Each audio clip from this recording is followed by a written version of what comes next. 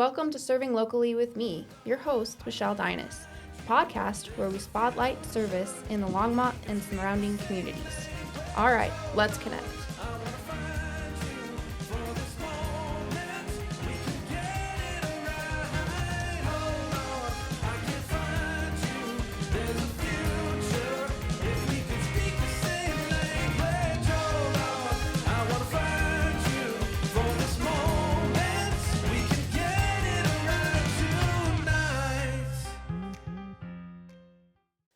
Hi, welcome to today's episode. Today we are here with Roots and Wings Grief and Loss Coaching. My guest today is Eryn, and so we'll just start it off with saying, who are you and what is Roots and Wings Grief and Lost? We'll just start it off with, who are you and what is your book about? Okay, great. Yes. So I'm Eryn, and I have been in the Longmont community for 14 years. I actually grew up on a farm in Kansas, so moved out here for graduate school and never left. And so I started my business, Roots and Wings, Grief and Loss Coaching, out of a deep need for us to move conversations forward around grief and loss, to be able to have sacred and healing spaces around grief and loss.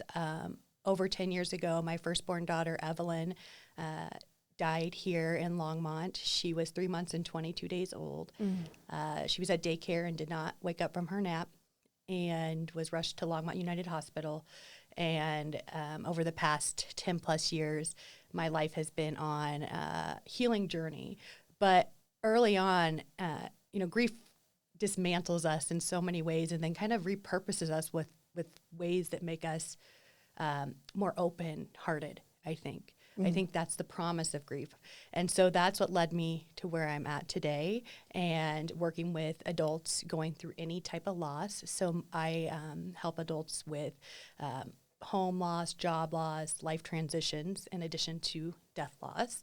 And I run groups in the community, mostly in the fall and winter. Spring and summer with the kids tends to get a little bit busy. And so that's a high-level overview of what I do. But when we talk about the book here, it was released in the middle of April. I think April 18th was the release date.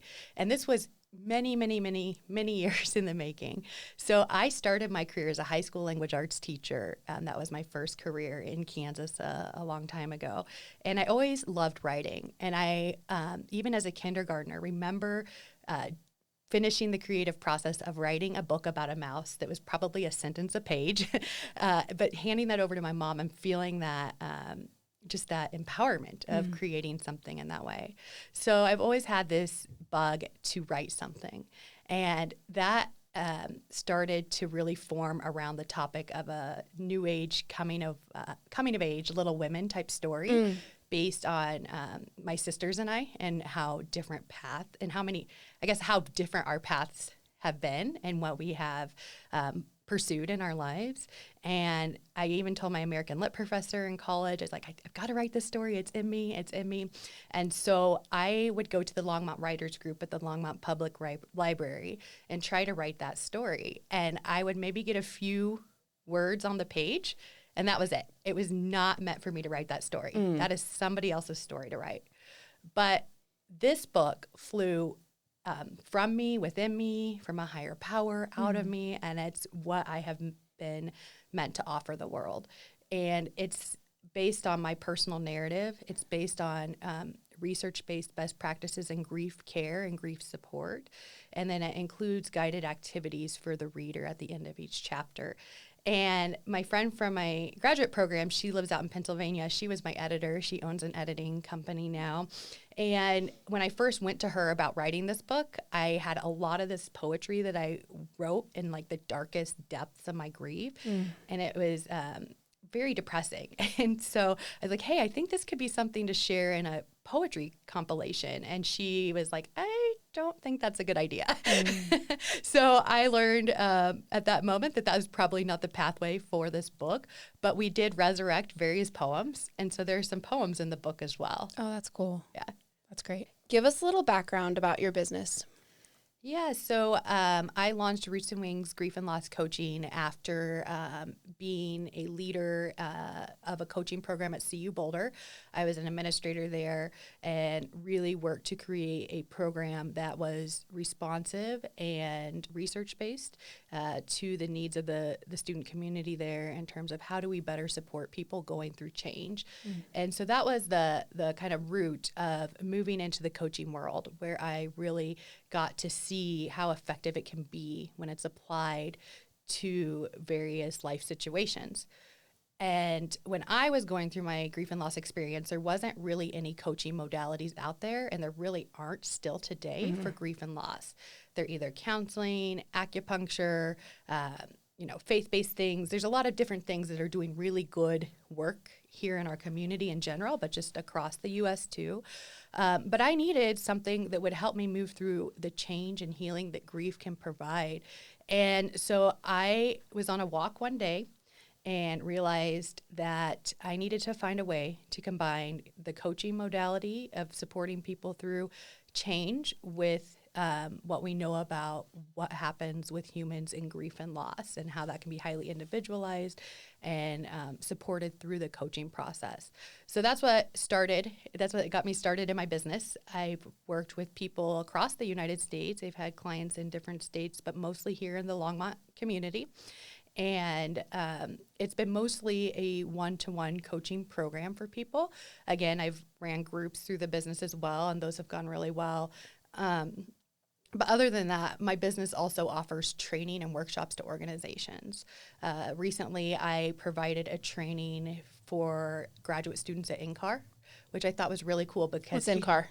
So NCAR is in Boulder, and it's where a lot of research takes place regarding the atmosphere. Okay. And these graduate students, one was flying back from Antarctica that day that I gave the training. Wow. Yeah, and they're very much into the hard sciences, right? Okay. I'm into the social sciences, the more kind of comprehensive look at different things. And so I thought that was really cool that they asked for my perspective and for a training on grief and loss in this scientific community. And I think that is something that more and more people are seeking. How do we help our businesses become more grief aware? How do we help people going through grief and loss if they work within our organizations?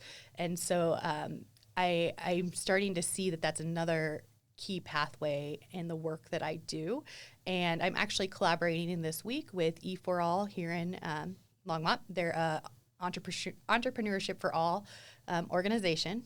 It's a nonprofit, and I will be providing a training on some coaching skills for their organization as well.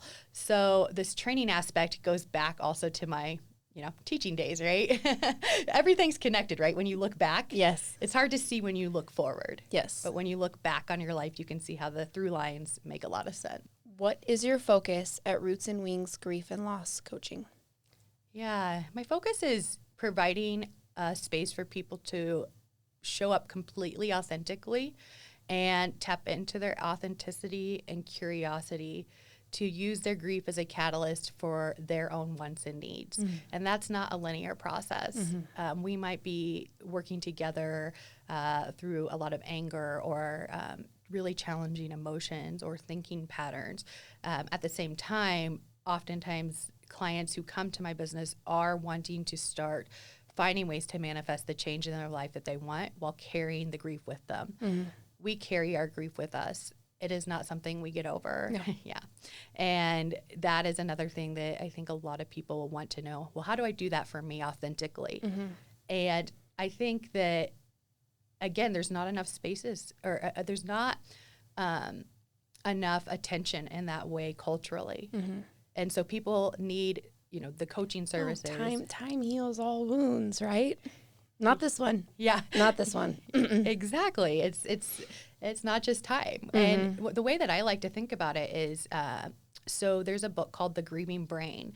And that author, who's a neuroscientist at the University of Arizona, has been able to show in the brain how you are creating a new map going through grief and loss in your mind. And that is the hardest map. It's harder than learning calculus, right? It's like harder than learning certain things in school. Yeah. And yet when we learn new things, we have, as children, parents to guide us potentially, or community members. We have teachers to teach us things. But when our brain is doing this new thing with grief that we've never had to do, and it's harder than any of that type of learning, my philosophy is we need more scaffolding for that for people. We need a little bit of framing for them to not kind of have to fall outside of themselves in a certain way. Who are you trying to reach with your business? I think just anybody who is interested in how they can use a grief and loss experience to heal. And that can be a loss from 20 years ago. I will say that my business is designed to kind of come in when the immediate supports fall off. So if people have been using hospice support after that, that is a good time then for me to help with the coaching process.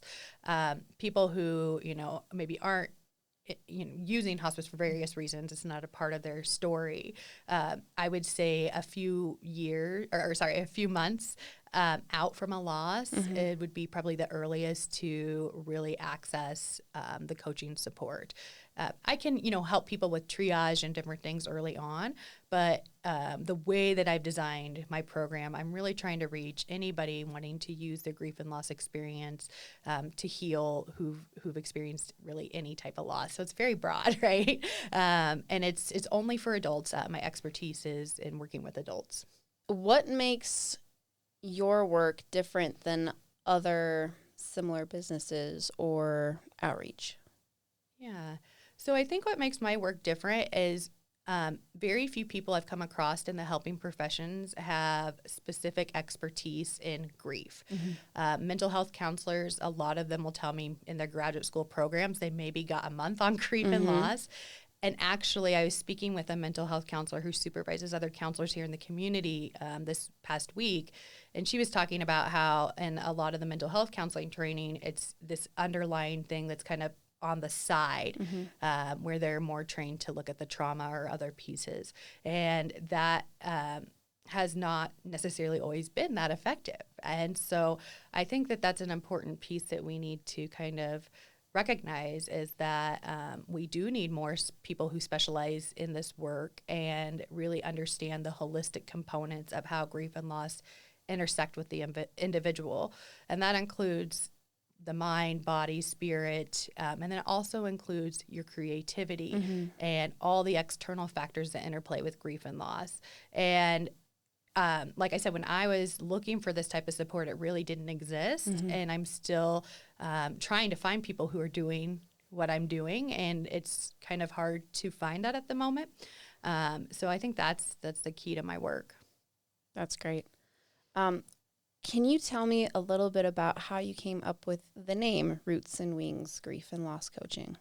Yeah, so I grew up on a farm and saw the natural life cycle of plants and the process of really establishing good roots or roots that can help you grow your own authenticity, really kind of grow up into this new kind of adulthood, leaving kind of more of those childlike tendencies behind.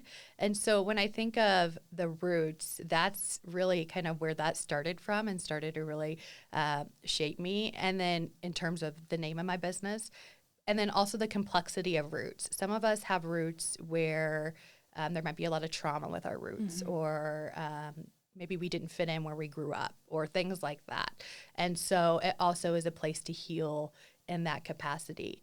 And then the wings piece is a place to rise above that through the coaching process, because one of my coaching mentors once told me a good coach helps lift people above the trees to kind of see above. And it's not by direct, telling people what to do. It's by relying on the expertise of the client themselves. And so that wings and that lifting up above, and then also like the wings piece allows for our own internal lifting in that way, but it helps us to say, we need help. Other people can help us fly. Other people can help us move. And we are interconnected and need that support as well. And so the other piece, then combining them, roots and wings, I talk about this in my book towards the end, is that if we're always in flight, we miss our ability to really bloom to our fullest and root into our communities. And I know you're very much in this community, but if we are only in our roots, we miss the opportunity to learn what else is out there. So it's those are just some of the things. It's had a lot of meaning Right. to me. Yeah. Yeah, no, I completely feel that. That's why I wanted to ask that question Yeah. because I was like, that's an interesting segue into what you do. So, Yeah. what are your greatest needs? Yeah, I think as a newer business owner in the community, it's just really trying to figure out what model is going to be the most helpful and most accessible and most utilized. So I think that would be a key need for my business at this point to better understand that, and then just keep getting the word out and finding what people really want and need. And I think that the groups have been that key in a lot of ways, and then the individual process as well.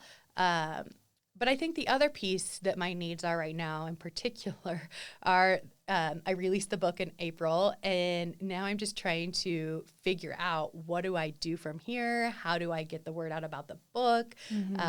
So it's like I've added another layer on top of my business. And then, I also am a stay-at-home mom. And so trying to navigate all of those things, I need more time, as you can relate to, I'm sure. Yes, ma'am. Yeah. I want to do all these things, and there's just not enough. I need two of me. Exactly. Yeah. To do my community stuff that I really want to do and to do my home stuff. But as you just said, your roots, and they need to come together. So do you have any events coming up or volunteer opportunities, or you have group scheduling? How does that work? Yeah, so I did have the book launch at the Longmont Museum in April and had a great turnout and a lot of support, so that feels good. I'm actually headed to Kansas, where I grew up, this next week for another book talk, and so I'm looking forward to that and seeing people that I, grew up with, and then family and those sorts of things. And then over the summer, I primarily focus on trainings and one-on-one coaching. So if there are organizations in the community who want to create a more grief-aware culture within their organization, that would be one way to access my business.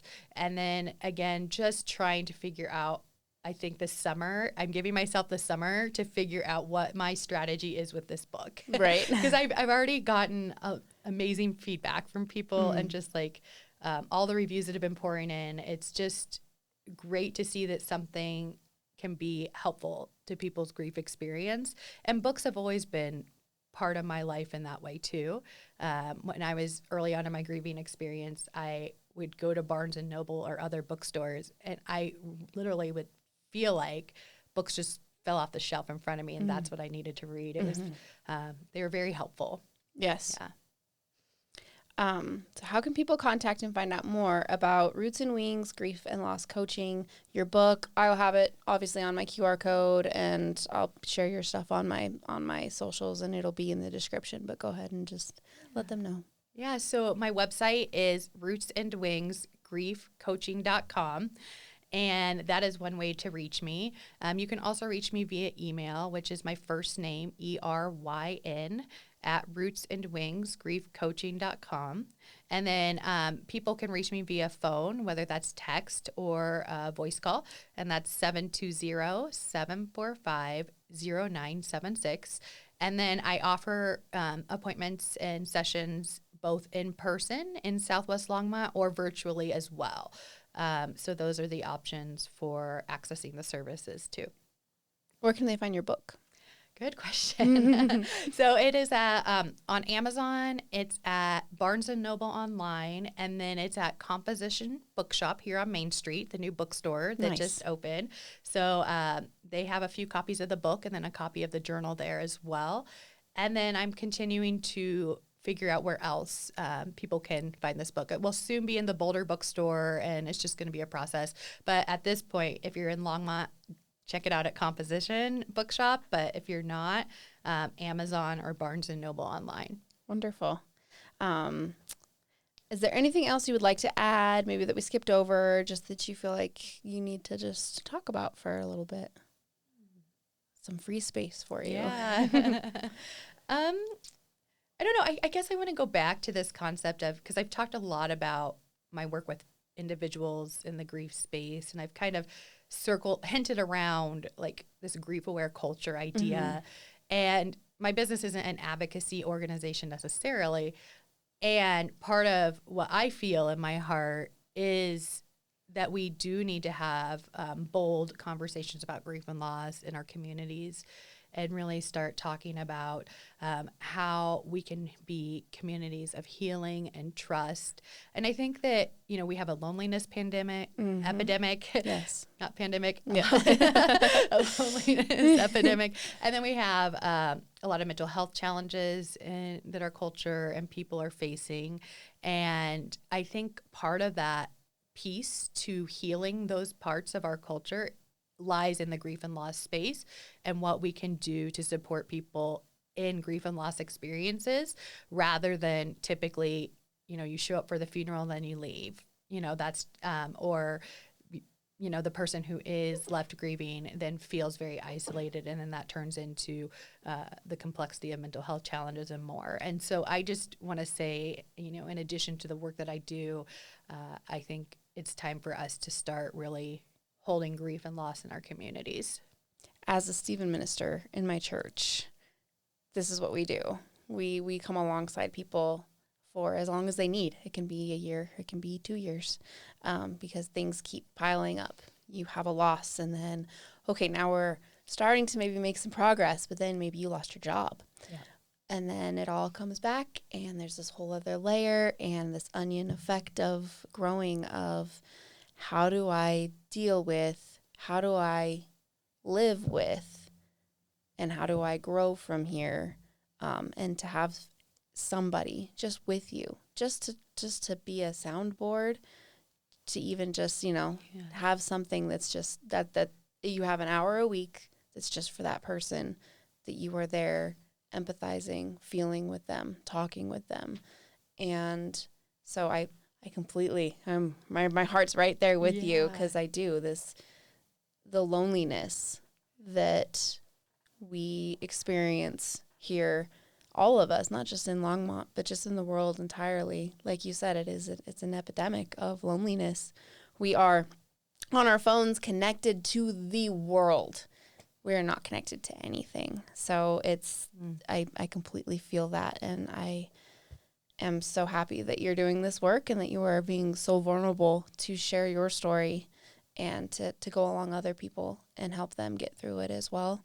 I know the creativity piece in my life has been, I started cross-stitching and doing other, random things, but it is a way, your creativity, to help you get through grief and to get that energy. It is an energy that you can use, and hopefully in a productive way. So, thank you for sharing that with the community and the world. Yeah, absolutely. And I think the Stephen Ministry Program is so important and so helpful to so many people. And I think it goes back to the concept of companioning grievers. And in my book, I talk about 5 different routes of grief support that really people who are companioning a griever can apply. Yeah. So the book isn't just for those who are going through grief and loss. It's also for anybody, really. Yes, it is. We will all experience grief and loss. We all do. It's not like it's a will you have. In your roots, you have experienced grief and loss. Exactly. One thing, your favorite toy getting destroyed, your first breakup, your best friend now moving away. It can be all kinds of things, and they can stick with you your whole life. Yeah. And I love what you said about creativity and movement, because one of the things that I talk about too is that our grief needs movement. And so whether that's walking, creative outlets, those sorts of things, it is an energy thing. And again, that's not something that's been talked about very much, right? So you must be doing amazing work in your role too. I try. But just to have people understand that, that it's not just, oh, you'll get over it, it'll be okay, or it's been 6 months, you need to move on. That's not something that you should ever say to people, anybody, for any reason, ever. Yes, exactly. And that's something that is just in our culture of, well, it's been enough time. Quick Go and ahead. through. Yes. And that's not how grief works. No. And actually that can be harmful, like you're saying. Absolutely. Too fast, too through, then you're missing because I do think grief gives us a gift of healing, and and I don't want to, sound toxically positive here. Right. But you miss what grief can offer you then. Yeah. grief is the proof of love. Yeah. So to not say that is something that doesn't stick with you forever is unloving. Yeah. It's completely false because it's so it is unnatural. Yes, exactly. My last question that I've added is, what does service mean to you? Because this is all serving locally. What does the word service or the action of service mean to you? Yeah. So service has always been kind of the backbone of the work that I do. I've always been in the helping fields. And even in college, I had a scholarship where service was a key component of it. And for me at that time, it partially as a college student was just crossing off the hours. Yep. Yeah, exactly. To be honest, yep. right? And then just finding what was easy to find for me. That is not how I view service at all now. I think service has to be something that has that special meaning to you and that you can find what you can both give where it doesn't take too much from you either. And so at different points in my life, I've been able to give back more in the local community. And at other points in my life, I've had to receive. Yes. And receiving is part of service as well. And it's such a hard concept, especially for moms. Yes. How do we, wait, we're always caretaking. I don't need help. You need help. I need to help you. Yeah, exactly. Yes. And so service is very complex to me in that it's really leaning into what do you have the space, time, and energy for? And that looks different from year to year. Week and also, to week. Yeah, week to week. And really listening to yourself. Because I tried at the beginning of kind of showing up in Longmont 14 years ago, trying to kind of figure out that piece for me a little bit. And it took a lot of time to find, what is my heart directed toward? And what do I want to serve authentically with and receive authentically from? And so I think service is such a part of who we are as humans and is something we are naturally drawn to doing. The hardest part is, what does that mean? Yeah. Yeah. Yeah. It is. Awesome. Well, thank you so much for coming on the show today. And I am very thankful for your work that you're doing. Yeah. That's great. And I want to read your book. I think that'll be great. Just from a different, because, the Stephen ministry is Christian based. Yeah. It's Christ centered, which I think is great because obviously, yes. But we don't force it on people. We still want to help them in whatever space they're at. So I think that just looking at it, giving it a different spin is helpful. So thank you so much for being on the show. Yeah, thank you for having me. I appreciate it. Thank you to my guests, my listeners, and my supporters. Serving together, we can strengthen our community. Please like and subscribe. Do all those other things. You got to do them. Because that's the easiest way that you can serve right now. All right, now go. Connect with others and be a blessing.